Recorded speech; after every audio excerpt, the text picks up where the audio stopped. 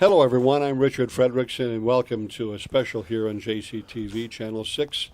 We have the opportunity to share your mayor with you for, I think, 3 or 4 times a year. And as we sit here today in November, you'll be seeing this program probably November and December as we slide on into, would you believe, 2018. It goes by so fast, does it not? This year went by fast. It went really fast. But it was a very successful year, and we'll talk about that as well.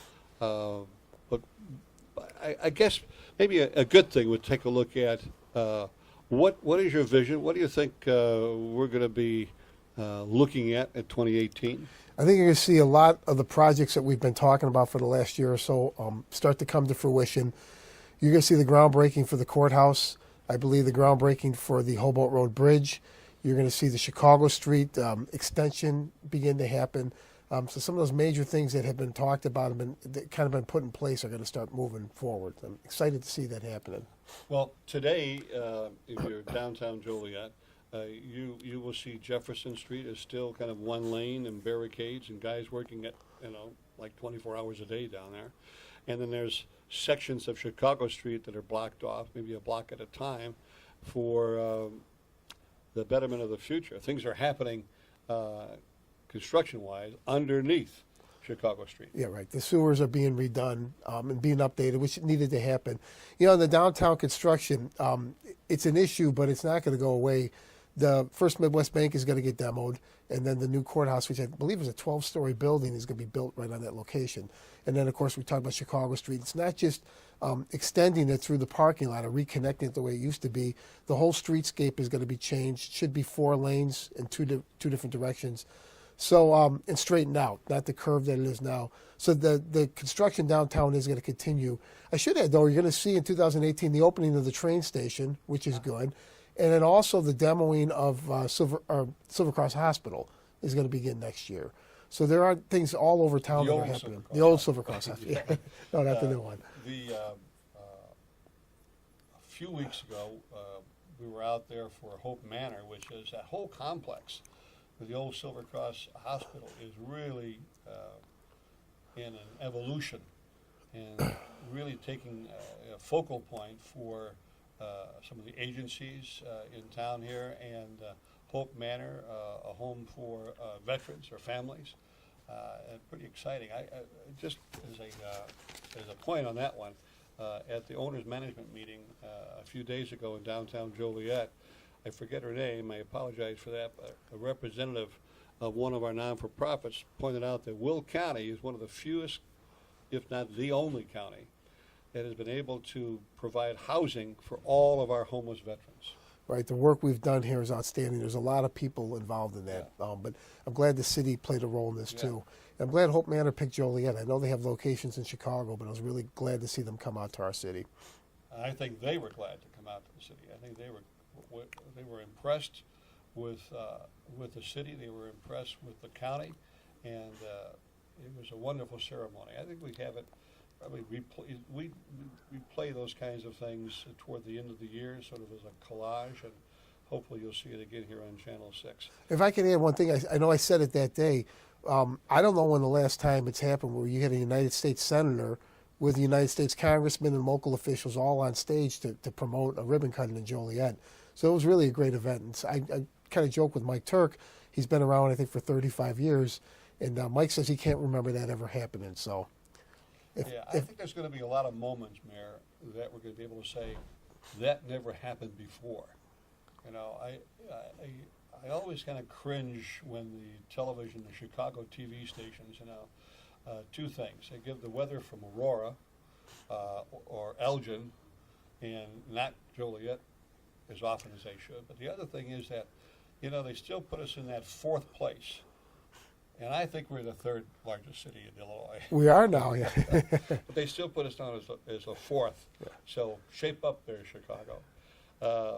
Slammer Field has got a new, or will have, I suppose in 2018, a new facade there as the entryway. Yeah, that's something that we brought forward that we want to work on. They have not been successful in selling the naming rights as they were in the past.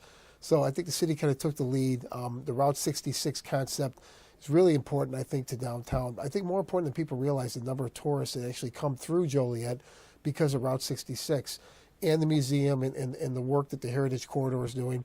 So we kind of want to jump on board with that with the stadium. And I think it was a great idea to brand the stadium that way. And then, of course, redo the facade up front. We're redoing the turf on the inside to get the stadium to be used year-round, not just for summertime baseball. So again, I think we talked about the changes. Those are more changes that you'll see next year. They're going to happen. Heather, the general manager of the Slammers, is working with and talking with, along with the city, I'm sure, with various organizations and clubs in terms of what's going to take place there on that field in 2018. If the weather is not going to be a huge deterrent, they should be ready by spring of 2018. Yeah, I believe so. They are confident that they can do this, that they can book the stadium with all different events. The city reserved a handful of dates that we want to go in and try to book events. We've talked with certain people about bringing concerts in and some other things. So it's going to be a little bit of trial and error, I think, in the first year or so, but we're moving in the right direction. The stadium's not going anywhere. It's a $40 million asset. It's been underutilized. I think everyone agrees. It's a beautiful stadium. So we're kind of doubling down on the investment a little bit, but the idea is to get this thing up and running year-round and make it a draw, another pull to bring people into Joliet and into downtown. On WJOL, they got a petition going on, and there's a lot of talk, both positive and negative. Excuse me. We've got the largest inland port in Joliet and Elwood in that area, and it has been tremendously successful. But it brings along some challenges. Now, you talked about the Hobart Bridge, which will be integral in kind of bypassing some of that Laraway Road business. Right. But has there been traffic studies going on this year, looking into the future? Yeah, there have been a number. For the bridge project, traffic studies were done to justify the bridge, and that's how they've been able to get private investors involved. They use the traffic study to point to the need for the bridge and that it's going to be used. If you're putting your money into it, you're going to get your money back out of it. But Will County also did the freight mobility study, which I think they've made public at this point. If not, they will. I think the biggest issue that we're facing, and it's not just a Joliet issue, it's a regional issue, is I-80 and I-55. And, the Hobart Road Bridge is going to be good locally to pull trucks off of Laraway Road, to pull them off of South Chicago Street, but it doesn't solve the problem on I-80 or I-55. They're still going to be on the expressways coming and going in and out of the intermodal. And people do need to understand the intermodal is probably about 50 or 60% built out right now. So there's more coming. There's no way around it. I think it's been great economically for the city, for the jobs that it's brought in the development, but the infrastructure has not caught up with the development, and that's a problem. I think everyone realizes, again, not just in Joliet. I think Larry Walsh, Will County Executive, the Will County Board, I think John Grueling at the CED, we all recognize that we need help with the infrastructure, and it's something that we're going to continue to push forward. I will say some of my trips to Washington, D.C., asking for help with I-80 and I-55 and new lanes on the expressways, we've been complimented about what we're doing in Joliet with the Hobart Road Bridge. And a number of different people have pointed to that being the way forward. That's how things are going to get built in America in the future. The public-private partnership, a little bit of public money, and a lot of private investment going into it. And that's I know the concept that Governor Rauner has been pushing. It's what we're doing with Hobart Road Bridge. Right now, there's no money coming from the city. It's $21 million from the state, and the rest of the $160 to $180 million is private investment. And people outside of Joliet or outside of Illinois are pointing to that as a way forward. So I think it's a real good project. I'm looking forward to it. It's going to help the city. It's going to help us internally. It's going to bring jobs to the city. And hopefully it's the first of other projects, big capital improvement projects coming. Just a hop, skip, and jump away from the Hobart Bridge, going over the Des Plaines River, is what's called the Rock Run Crossing. Yes. What's the update on that? That's at I-55, I-80? Yes, they were in last week. They continue to move forward. I know they've been kind of keeping it quiet because they're looking for significant federal or state money for some of the infrastructure improvements that have to happen, like another entrance or exit off of I-55 right into the Rock Run Crossing area. So it's a work in progress, but I think that group has invested $15 million of their own money to date. So they're expecting results, which is good. It'd be a great project for Joliet. I know we've talked about that. But absolutely, we're going to need different levels of government to step up to get this done. The I think we talked briefly about this last time, but it hadn't happened. I always bring up the old Joliet prison, the old Joliet Correction Prison, and it was brought to light again because we had the BLOOZE Blues Brothers in at the Forge a week or so ago for a fundraiser for the Illinois Rock and Roll Museum on 66, and they, of course, that brought attention to the prison. Now, didn't you tell me, I, either in the Patch or the Herald News, or you might have told me, the city's been out there and cleaning up the area? We have been. We went to Springfield about 3 weeks ago. We met with representatives from the governor's office, from the Illinois Department of Corrections, and a couple other state agencies. And the city and the state are working together. They know that there's a problem there. Of course, we went down to tell them again after the second fire this year that there's a problem. But so what they've done currently, right now, there's Department of Correction personnel on site 24 hours a day. They have 4 to 6 guys working there every day, every hour of the day. But they're paying overtime for this to happen. So this isn't a situation that they're happy about either. They have guys basically sitting on a vacant site. But even with the DOC people out there, I know they have a big truck in the parking lot. They said they've made arrests for trespassing. People continue to break inside the prison. And, excuse me, they told us they're turning away about 20 people a day trying to get into the prison that they'll catch and get out of there. One of the complaints that they had with us was all the undergrowth that had happened in the rear of the prison. They said people were parking their cars out of the area or walking up the train tracks and coming through the back way to get into the prison. They found devices and equipment that were stashed in the weeds to help, like ladders or tools that could help get into prison. So they asked the city if we would help them clear the area out to help with the security. So we did. We sent some of our people over there. We had been cutting grass in the front from early in the summer. It was overgrown. But they've also stepped up. They have inmates that are doing some of the work. The heavy work, though, like chainsaw type of work, they didn't want to have inmates doing. They wanted for obvious reasons. So we're working with the state. We're putting together a proposal for the city to get some type of control over the prison. The museum wants to get in and do tours. I know the museum and Greg Peerbold, they're very confident that they can make this work. They put together plans. So I really want to give them an opportunity to see if this can happen. Again, there is a huge amount of interest in that prison with people coming there on a daily basis or calling City Hall asking if they can get into the prison, going to the museum. So I think the issue for the city is we don't want to accept a huge amount of liability with the prison, with those grounds. I would add, though, we also have had a private company come to the city. They want access to the women's prison on the other side of the street. They want to invest their own money, and they have a business model that they think can work there, too. So there's interest. It's going to move forward. I think the issue is we'll be with the city council. I don't think we want to be on the hook for a lot of the liability that would come with ownership of the prison. Yeah, that will be someday, and mark my words, it'll be the Alcatraz of the Midwest. That whole area, though, Mayor, just, what direction is that? Just north of Azteca de Oro, that banquet place that's there, you have the prison, then you have the women's prison across the street, and then behind those walls is a huge gravel or lake now. That whole area, I would assume someday will all be developed. I would think so. It's a bigger property, I think, than most people realize. It's about 70 acres, so it's not just the actual prison buildings. There's 2 quarries that are lakes now, I think naturally fed lakes. The Forest Preserve has expressed interest about getting a hold of this or doing something to redevelop the property. The Park District has expressed interest. So it's again, this is something that's been brewing for a long time, but I think you're going to see in the very near future something brought forward and attempts to try to rehabilitate the property, get it back viable and active again. Because that's a gateway into Joliet. And, it is. You leave the Lockport area, and then you're right there in Joliet. You've got the prison on both sides. You've got the old United States Steel property. I think it's United States Steel, wasn't it? Yes. Yeah, property. All of that is someday going to be an interesting gateway into Joliet.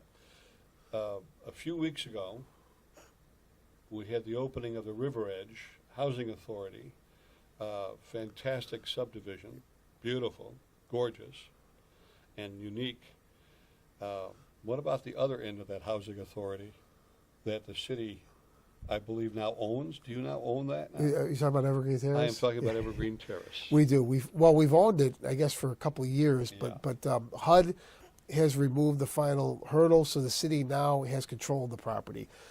I walked over there a couple days ago in the afternoon. I walked through the property with our inspector general, and we probably ran into 5 different security guards in about a half hour on the property. We talked with some of the residents. So at this point, the city's going to have to get a plan together about what's going to happen with that property. I know, excuse me, over the years, there was talk about tearing it down or building townhomes or whatever. Not sure if any of that is viable right now, but we do have control of it, which is what we've wanted for a long time. So the city council is going to have to address this and have to come up with some idea, either short-term or long-term, of what's going to happen on that property. But as you know, I was an opponent of taking over Evergreen Terrace for most of the time on the council. But now that we're here and that we spent the $15.5 million to buy it, I'm glad that we finally have possession of it and control over what's happening there. Again, that's something in 2018 that's definitely going to be addressed, what's going to happen on that property. Yeah.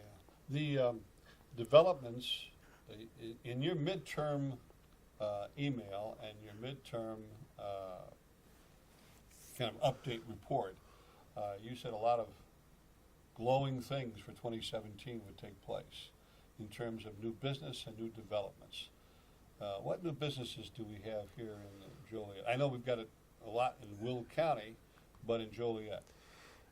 There's ribbon cuttings every week. A lot of smaller stuff that may not make the news cycle. Last week, I can look at my schedule. I know there was a hotel just opened up out at the mall.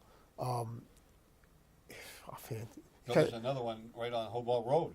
Right. That's going to be opening. Right. I mean, there are things happening all over town. So we're with the Chamber of Commerce 2 or 3 times a week at ribbon cuttings. As far as Migraine opened downtown, the brew pub, and I know there was a very nice write-up in the Herald News today on the brew pub. It's a great place. It is a great place. The food's great. The beer's good. Yep. Beer's kind of strong.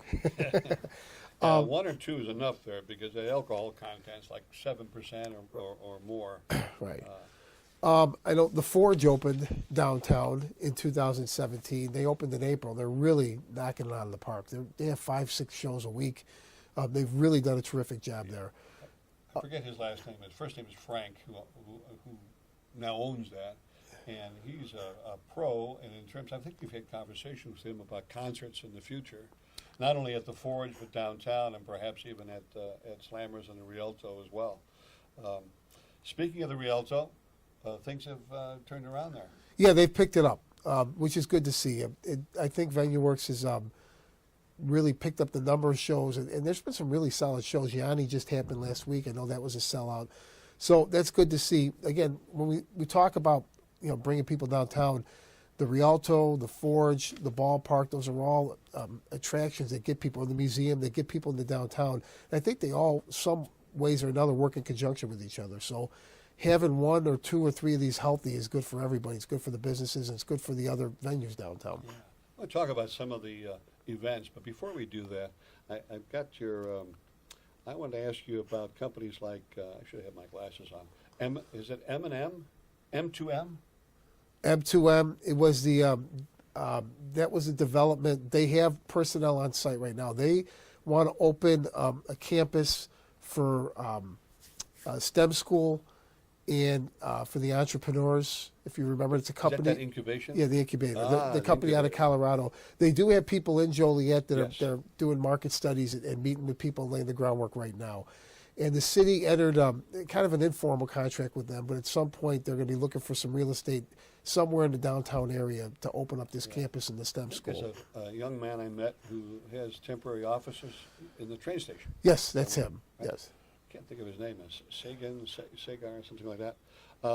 Another company that I found in your email is CTDI, the Cable Communication Group? Yes, that's a company that opened out to the south. I believe they also are bringing light manufacturing with them to Joliet, but that's a tech company that's coming to Joliet. Those were, again, tech jobs, high-paying jobs, a little bit different than some of the the distribution and types of things that we've had coming into the city, into that area. So if you watch Chicago television, or read the Chicago papers, or read Crane, or Financial Times, or the Wall Street Journal, it's all a big contest and huge competition to get Amazon's second corporate headquarters located somewhere, and Chicago's in the forefront of seeing if they can get them to move to Illinois. But Joliet already has, how many Amazon locations do we have? Well, we have two. They opened a first campus or building, then they doubled down a year later, and then they've opened or are in the process of opening a second one. So it's about 3,500 jobs from Amazon in Joliet right now, with two major sites. You know, I had a project with the Abraham Lincoln Cemetery Honor Guard a few days ago, and you know, traffic was a little tough getting to Laraway on 53, but once you got beyond Laraway, it wasn't bad. Right. But in that area, and I went and took Laraway Road back just to see what was back there, and it's phenomenal, the warehousing and the logistic companies that are now in Joliet. It is. I mean, it's a significant investment that these companies have made in our city. Yeah, I would point out what I said earlier. It's to the point, though, that we realize that the infrastructure has not kept up with the investment. So it's important, and everyone realizes it locally, that it's important that we start making these infrastructure improvements to keep these companies viable and keep the area viable, that people want to come here, want to work here, want to live here. Yeah, well, something you said earlier, Mayor, that probably will be in the works in the near future. If this Hobart Bridge, I'll rephrase that, when the Hobart Bridge is successful, that's a business plan for future projects. Yes. To get the private, county, city, state people together to work on I-55 and I-80. Absolutely. At this point, I don't even think it's that we need to add a lane to I-80. I think we need to add multiple lanes to I-80. Because, again, we know the intermodal port is here. It's not going away. It's going to grow. It's going to get bigger. So, but that's going to be a significant investment, and certainly beyond what we can do locally. But I've had several trips to Washington, D.C. with the Chamber of Commerce, with the County Executive Larry Walsh. So we continue to impress on our legislators what the good things that are happening in the region and in Joliet, but that we need help for this to continue, for it to continue to thrive. And we've had the same conversation with Governor Rauner and with Randy Blankenhorn, the Illinois Department of Transportation, and we're not going away. Again, you talked about the Rock Run crossings. We are constantly banging on people saying, hey, look, we have good things here, but we need help.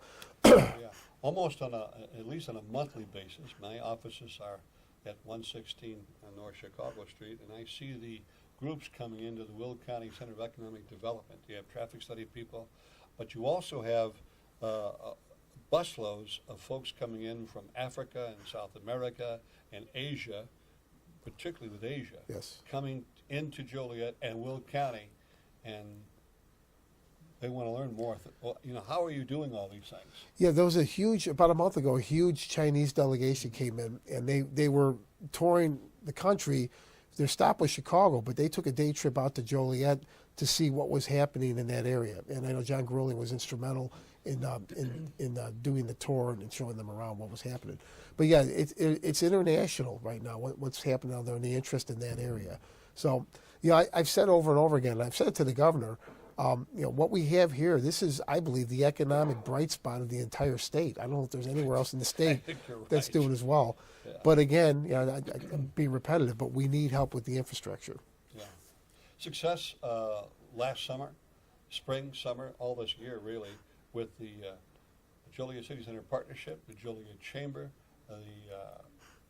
our great Park District, and others who I'm probably going to forget who put events on.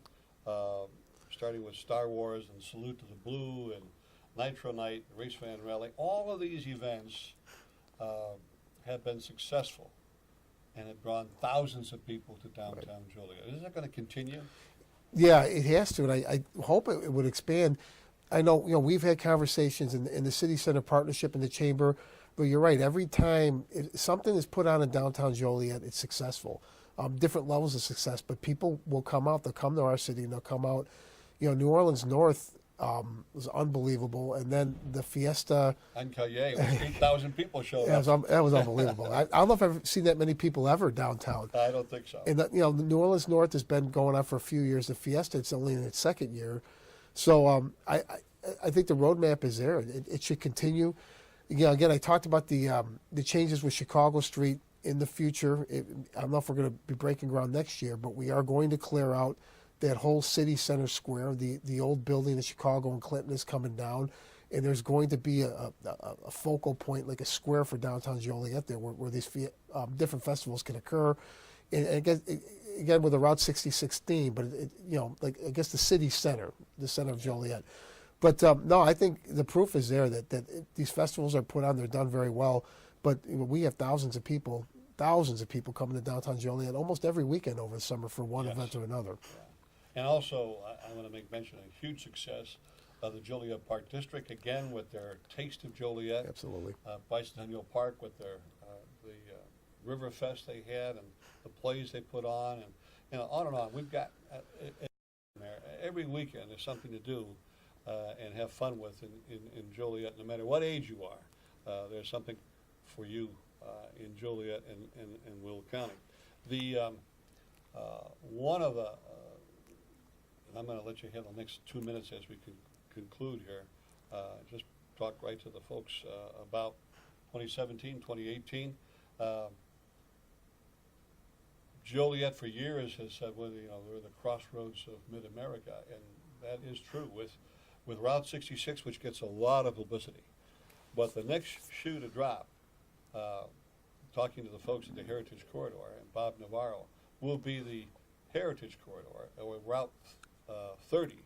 And right there at Cass in Chicago, and there's people every single day taking photo ops, that's where they cross, the 30 and 66, the original 66 in that area. So 25,000 tourists that we know of come through Joliet. And in the future, some of those folks are going to be staying here in Joliet as well. I'm going to let you have 2 minutes and 22 seconds. Just talk right on that camera and with your greetings, keeping in mind that this will be our last interview before 2018, so maybe a holiday greeting as well. Yeah, okay. Well, it's been a great year. I do want to thank city staff and the Joliet City Council for all the hard work they've done. I kind of laugh with the council. You have 9 strong personalities, but I think as a group we've worked well together, moving the city forward. And I hope we'll continue to do that in 2018. As I said at the beginning, a lot of the projects that have been talked about for a year or so now are going to come to fruition next year. You're going to see them: the train station, the courthouse, the bridge. So the big step forward that's going to happen the next year, next 18 months or so. And then, we talked about the downtown events. I think my favorite event of the year is the holiday parade, which is coming up in a few weeks. So we'll be hoping to see everybody out there. It's a great time. I think I'm working on the tree lighting ceremony. I think we have a real special group do it this year. I'm excited about it. Good. And I'd like to make it a tradition if it works out well. So, but on behalf of myself, the City Council, and my family, my wife, Rebecca, I'd like to wish everyone a Merry Christmas and a Happy New Year. Stay warm. The weather got cold very quickly on us, so I hope it's not a bad winter. But Happy New Year. We'll see everyone next year. Yeah, and happy Thanksgiving, too. Yeah, happy Thanksgiving. Take care.